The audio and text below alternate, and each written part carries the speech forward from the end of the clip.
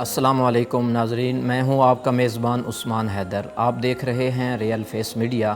ہم آپ کو ریئل فیس میڈیا پر خوش آمدید کہتے ہیں۔ آج کا ہمارا موضوع ہے کہ اپنے صدقات کو احسان جتلا کر یا کسی کو تکلیف دے کر ضائع مت کریں۔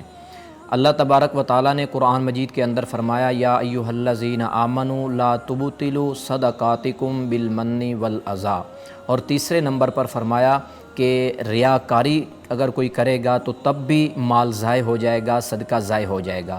پہلی دو چیزیں دیکھیں، یا ایھا الذین آمنوا لا تبطلوا صدقاتکم بالمن والاذی، کہ اے ایمان والو اپنے مال کو ضائع مت کرو، صدقے کو ضائع مت کرو احسان جتلا کر یا کسی کو تکلیف دے کر۔ کیا مطلب کہ کیسے احسان جتلانا ہے اور تکلیف کیسے ہوتی ہے؟ مثال کے طور پر کسی کو ہم نے پیسے دیے ہیں، زکوٰۃ دیا ہے، صدقات دیے ہیں، اور اس کے بعد بار بار کسی مجلس کے اندر جب بھی سامنے آتا ہے یا کسی اور مجلس کے اندر وہ موجود نہ ہو تو کہتے ہیں کہ ہم نے اس کو اتنے پیسے دیے ہیں، ہم نے اس کو اتنی رقم دیے، گویا کہ اس کو شرمندہ کرنا ہے۔ اور تکلیف دینے کا کیا مطلب ہے؟ اکثر یہ ہوتا ہے کہ لوگ اس لیے خیرات دیتے ہیں یا اس لیے زکوٰۃ دے دیتے ہیں کہ یہ ہمارا غلام بن کے رہے۔ اس کے بعد ہوتا کیا ہے کہ اس سے اپنے کام و کاج میں استعمال کرتے ہیں۔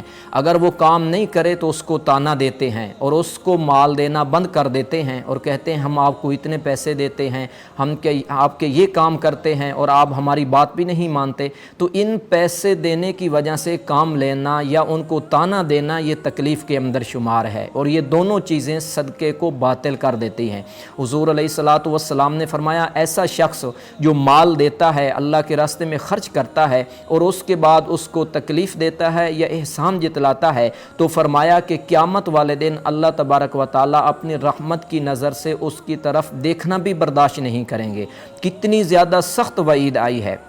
تیسرے نمبر پر اللہ تبارک و تعالیٰ نے فرمایا، کالذی ينفق مالہ رئاء الناس ولا یؤمن باللہ والیوم الآخر۔ تیسرے نمبر پر فرمایا کہ ریاکاری کے لیے، دکھلاوے کے لیے مال خرچ نہیں کرنا چاہیے، کیونکہ اگر ہم ریاکاری اور دکھلاوے کے لیے کریں گے، ولا یؤمن باللہ والیوم الآخر، گویا کہ اس کا آخرت پہ ایمان بھی نہیں ہے، کیونکہ اس کا آخرت پہ ایمان اور یقین ہوتا تو وہ دکھلاوے کے لیے نہ کرتا بلکہ صرف اور صرف اللہ کی رضا کے لیے کرتا۔ اس لیے حضور علیہ الصلوۃ والسلام کی حدیث مبارکہ ہے کہ جو شخص اس طرح صدقہ خیرات کرے کہ دائیں ہاتھ سے دے اور بائیں کو پتہ بھی نہ چلے، تو فرمایا قیامت والے دن جب کسی کو سایہ نہیں ملے گا، اس وقت اس شخص کو اللہ تبارک و تعالیٰ اپنی رحمت کا سایہ عطا کریں گے۔ تو کتنی عظمت اور کتنی فضیلت ہے۔ لیکن آج کل دیکھا جائے خصوصی اس معاشرے کے اندر اور اس حالات کے اندر اس چیز کو بہت زیادہ اچھالا جا رہا ہے، اور بہت زیادہ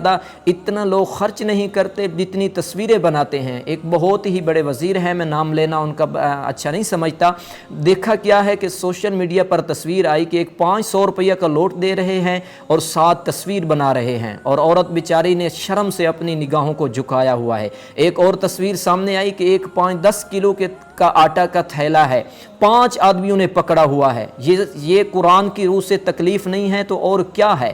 یہ ریاکاری نہیں ہے تو اور کیا ہے؟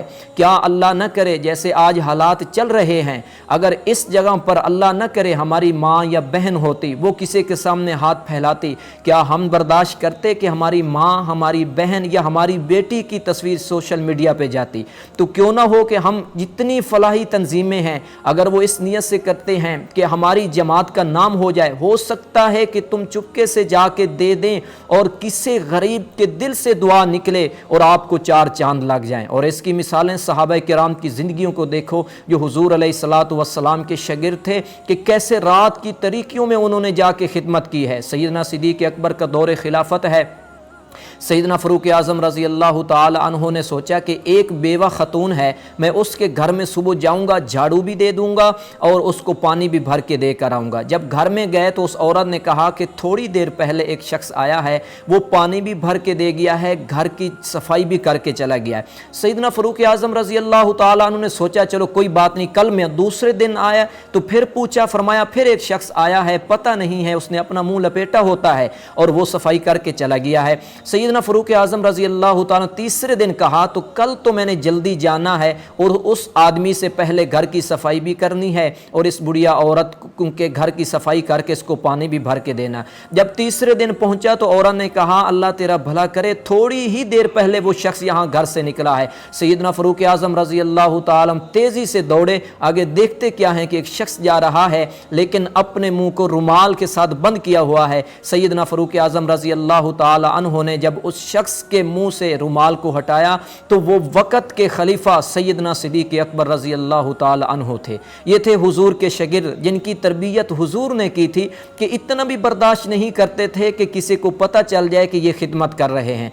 इसी तरह सैयदना सिद्दीक़ अकबर जब इस दुनिया से गए, सैयदना फ़ारूक आज़म को पता चला कि एक बस्ती के अंदर एक लंगड़ा लूला और एक नबीना आदमी है जिसको सैयदना सिद्दीक़ अकबर जाकर खाना खिलाते थे। सैयदना फ़ारूक आज़म रज़ी अल्लाह ताला अन्हु गए और जाके उसके मुंह के अंदर लुकमा दिया। जब लुकमा दिया तो उसकी चीख निकली और कहने लगा कि मुझे लगता ये है कि अमीरुल मोमिनीन इस दुनिया से चले गए हैं। सैयदना फ़ारूक आज़म रज़ी अल्लाह ताला अन्हु बड़े परेशान हुए कि इस नबीने शख्स को कैसे पता चला है कि मैं आज सैयदना सिद्दीक़ अकबर मुझे खाना नहीं खिला रहे। तो उस नबीने आदमी ने कहा ये देखो मेरी ज़बान के ऊपर न छाले निकले हुए हैं। सैयदना सिद्दीक़ अकबर जब खाना लाते थे पहले उस लुकमे को अपने मुंह के अंदर नरम करते थे, फिर हाथ से नहीं बल्कि अपनी ज़बान के साथ मेरी ज़बान के ऊपर रखते थे। वो इतना ख्याल करते थे। ये थी खिदमत खल्क। सैयदना फ़ारूक आज़म जो 22 लाख मुरब्बा मील के हुक्मरान थे, रात को गलियों के अंदर पहरे दे रहे थे। जाते जाते एक घर के अंदर रोने की आवाज़ आई। देखते क्या है कि छोटे छोटे बच्चे रो रहे हैं। पूछा क्या वजह है, ये बच्चे क्यों रो रहे हैं? तो घर से आवाज़ आई कि कई दिन के भूखे हैं, खाने पीने के लिए कुछ नहीं है। सैयदना फ़ारूक आज़म बैतुल माल के अंदर आए, वहाँ से सारा साजो सामान उठाया। असलम सहाबी ग़ुलाम भी साथ था। अब ग़ुलाम कहता है कि ये वज़न मैंने उठाना है। सैयदना फ़ारूक आज़म ने कहा कि ये मैंने उठाना है। उस टाइम सैयदना फ़ारूक आज़म ने एक जुमला कहा कि अगर वो जुमला आज हमारे दिलों पे बैठ जाए तो शायद हमें भी समझ आ जाए। सैयदना फ़ारूक आज़म रज़ी अल्लाह ताला अन्हु ने जवाब में फरमाया कि ऐ मेरे ग़ुलाम ये बता, दुनिया का बोझ तो तू मेरा उठा रहा है, क्या क़यामत वाले दिन भी मेरा बोझ उठाएगा? उसके बाद सैयदना फ़ारूक आज़म अपनी कमर पे वो सारा बोझ उठा कर ला गए। खुद आग जलाई, सालन पकाया, आटा गूंदा, रोटी पकाई, उन बच्चों को खिलाया। अब जा नहीं रहे। जब धुआं उठा और दाढ़ी मुबारक में पड़ा तो आंखों में आंसू आए। तो सैयदना फ़ारूक आज़म रज़ी अल्लाह ताला ने अर्श की तरफ निगाह उठाकर दुआ की कि या अल्लाह मुझे ये दुनिया की तपिश, ये दुनिया का धुआं तो कबूल है लेकिन आखिरत की सख्ती से मुझे बचा लीजिए। उसके बाद उधर बैठे थे कि थोड़ी ही देर गुजरी तो हज़रत अली रज़ी अल्लाह ताला अन्हु भी आए। तो हज़रत अली ने कहा या अमीरुल मोमिनीन, जब उस औरत को पता लगा कि ये तो वक़्त का हुक्मरान है तो उनके पाँव से ज़मीन निकल गई कि मैं तो क्या क्या बातें कर रही थी कि वक़्त का हुक्मरान जो उमर है उसका गिरेबान पकड़ूंगी, वो तो हमारे घर में बैठा है, हमें खाना खिला रहा है। तो सैयदना फ़ारूक आज़म ने फरमाया कि परेशान नहीं होना, मुझे मुआफ़ कर देना, सल्तनत बहुत वसी है, मुझे पता नहीं चलता, इसलिए मुझे मुआफ़ कर देना। जो बदला लेना है आज दुनिया पे मुझसे ले ले लेकिन आखिरत में मुझे रुसवा न करना। ये थे वो हुजूर के तरबियत याफ्ता शागिर्द और कैसी ये खिदमत करते थे। यही सैयदना फ़ारूक आज़म रज़ी अल्लाह ताला अन्हु फरमाते थे कि अगर दरियाए फ़ुरात के किनारे पे कुत्ता भी भूखा मर गया तो फ़ारूक आज़म की शाही है कल मुझसे पूछा जाएगा। तो आज चाहे साहिब इक़्तिदार हों या फ़लाही तंजीमें हों या कोई और हो, इस चीज़ को बहुत ज़्यादा उछाला जा रहा है कि देने से पहले तस्वीरें बनाई जाती हैं, उनकी इज़्ज़त नफ्स को मजरू किया जाता है। तो 3 चीज़ें सदक़े को जो बातिल करती हैं, सबसे पहले तकलीफ़ देना, दूसरे नंबर पर किसी के ऊपर एहसान जतलाना और तीसरे नंबर पर रियाकारी है। दुआ है कि अल्लाह तबारक व ताला हमें इन खराफात से बचाए। इसी के साथ अपने मेज़बान को इजाज़त दीजिए। अल्लाह हाफ़िज़।